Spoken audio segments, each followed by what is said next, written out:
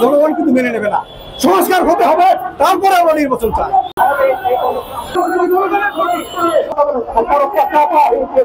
বিনিময়ে তারা আজকে দেশকে দিয়ে স্বাধীন করে দিয়ে গেছেন, আমরা তাদের জন্য এসে রাস্তায় দাঁড়িয়ে দুইটা কথা বলতে পারছি।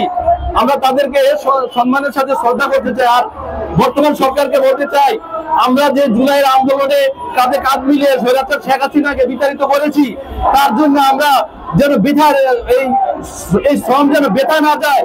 আপনারা দ্রব্যমূল্য এবং আইন শৃঙ্খলাকে তাড়াতাড়ি করে সংশোধন করে জনগণকে শান্তি প্রদান করুন।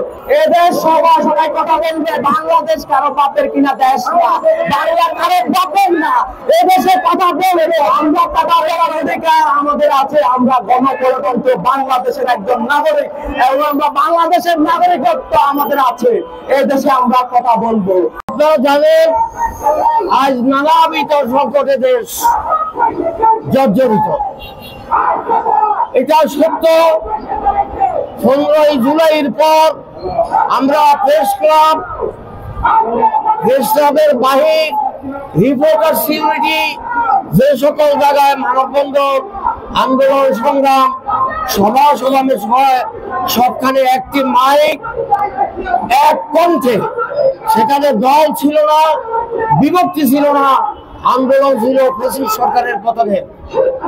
দুর্ভাগ্যবশত 6 মাসের ব্যবধানে বা 3 মাসের ব্যবধান পর থেকে আমরা দেখছি যে একটি বক্তব্যের জন্য শতটা মাইক, শতটা দল, শতটা বিক্ষোভ হচ্ছে।